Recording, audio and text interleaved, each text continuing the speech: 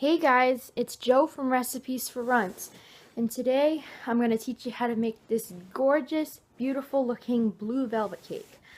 Alright, it is amazing and it tastes better than store-bought. Well, it is store-bought, but it is like probably the best cake you might ever have. Alright, let's get started. To make this gorgeous blue velvet cake, I'm going to be using just a store-bought blue velvet cake that's made by Duncan Hines. And what you need to do is you need to prepare the mix according to package directions. So my recipe calls for water, eggs, and butter. So it says for me to start off by putting the blue velvet cake mixture into a KitchenAid mixer, or if you're going to mix it by hand, into a mixer. If you're doing it with a mixer, then use a paddle attachment. Then add in the water,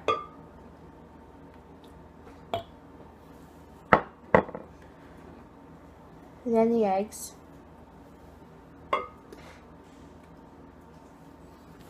and my recipe calls for half a cup or 8 tablespoons of softened unsalted butter.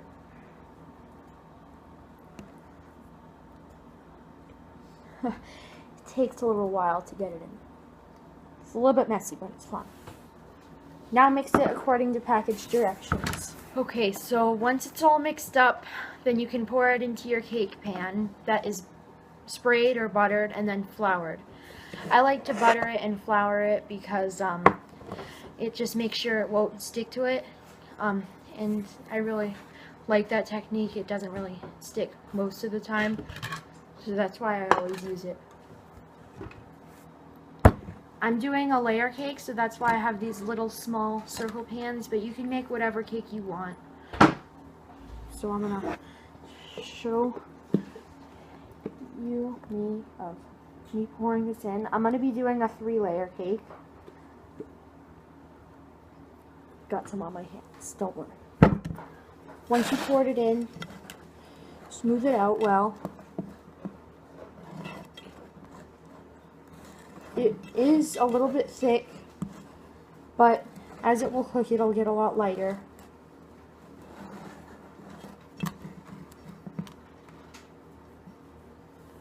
Then give it a couple hard taps on the countertop, and then you're ready to bake it until it's cooked through. And this will take about 28 to 30 minutes. So while the cakes are baking, let's go ahead and make the frosting.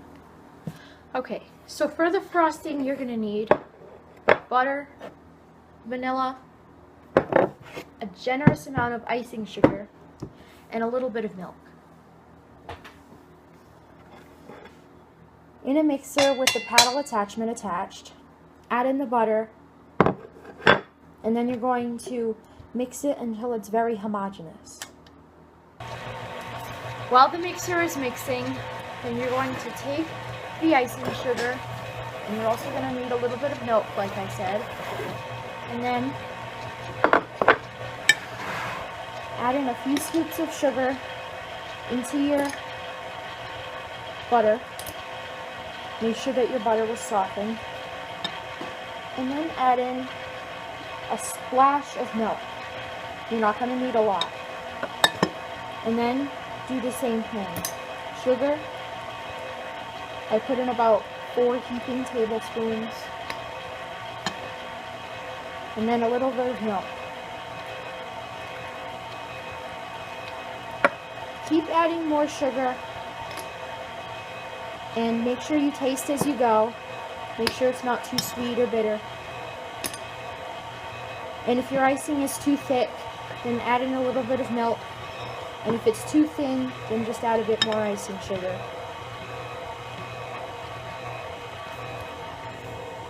After you've finished mixing your icing sugar and your milk into your butter, then add in a little bit of vanilla.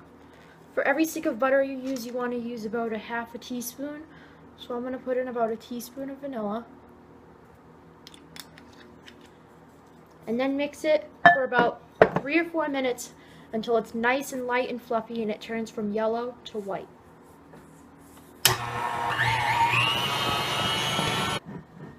So your icing should be ended up looking like this, and it's nice and thick and smooth.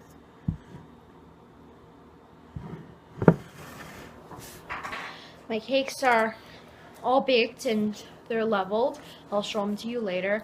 And I figured, well, this cake wouldn't be finished without a chocolate decoration.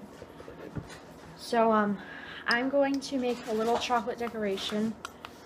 So to do that, melt some candy melts, or you can use tempered regular chocolate, and then spread it out onto a flat surface with wax paper over it until it's reasonably even and thin. You want it to be a little bit thick, so that way it'll be poked right into the cake. And then put as much or as little white chocolate on that.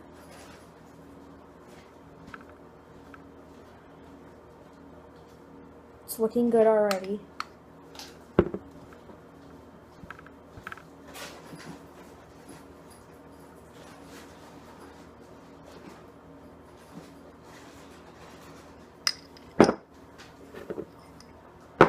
So you should end up with something that looks like that.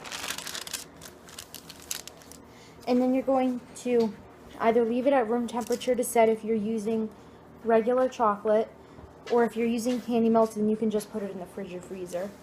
And then when it's set, then you can smash it and break it into shards. I'll show what it looks like to you later.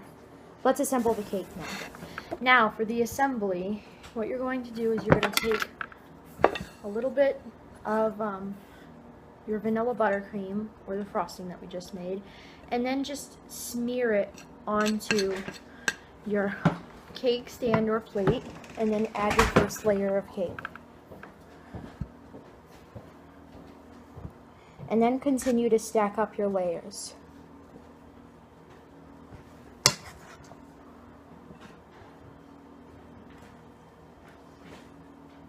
The reason why I added a little bit of frosting on your plate or your cake platter is because you don't want the cake to slip or slide around as you're putting the frosting on it. Now, this part is optional, of course, but I'm just going to add a little bit of strawberry jam as some filling, just because I like the flavor. You don't have to do that if you don't want to. But if you are going to add a filling, then add it on after you put on your frosting. Otherwise, your frosting will, sorry, not frosting, frosting will slide around. And then continue to stack up your layers. If the cake platter or your plate gets dirty, then that's okay. We're going to clean it up later. Once your cake is all stacked up, I did a 3-layer cake. What you're going to do is you're going to give it a crumb coat. And what that means is just a very, very thin coat of frosting all over the entire cake. And at first, it's going to look very, very messy, but that's okay because afterwards we're going to add another coat of frosting. So that way the frosting will look nice and smooth on the cake. And I'll show it to you in just a second. My cake's all crumb coated, and like I said, it does look a little bit messy, but that's okay. What we're going to do is we're going to put it in the fridge for about 20 minutes or in the freezer for about 10 minutes until it's nice and firm, and then we'll add another coat of frosting. And I like to put my frosting in a piping bag so I can pipe it all over, and then we're going to be ready to decorate it.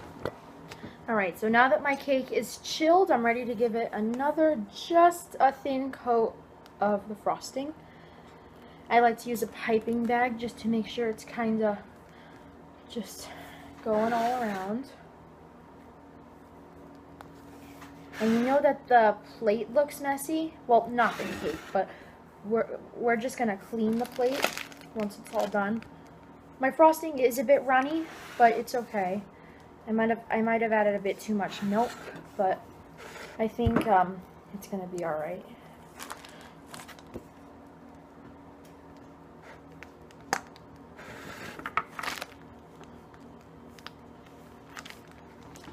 So now that it's all covered, I'm just going to take my offset spatula again, and then I'm just going to smooth it out. And then just try to smooth it out as best as you can until you can't see any more traces of blue. And then we'll be ready to decorate it.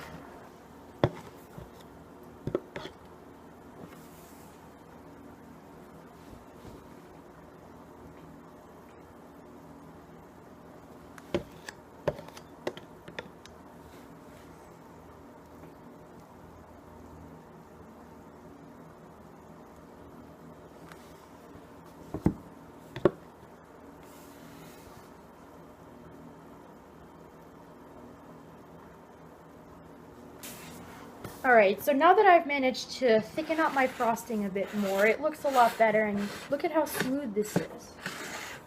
So I'm going to decorate mine with just some of the leftover white chocolate that I had from making the chocolate shards. I'm going to just put it all around, and once again we're going to be cleaning the plate, so it's okay if it's a little bit messy. I'm not going to decorate the sides. I'm just going to do the top.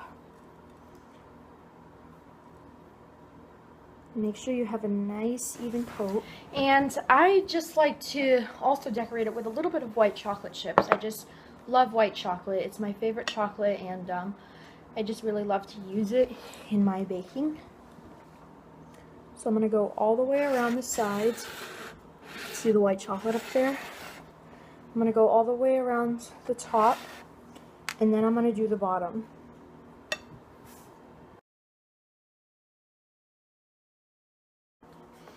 Last but not least, we'll add the chocolate shards that we made earlier. You don't have to make these if you don't want to, but I just really like how it looks on the top.